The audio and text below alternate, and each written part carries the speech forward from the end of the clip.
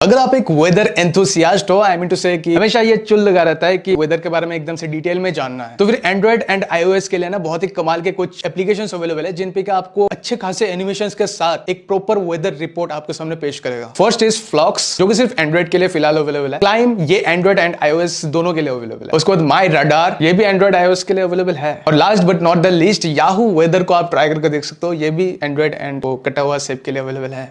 Try करके देखना and इस वीडियो को जरूर शेयर करना। दुआ मिलेगी।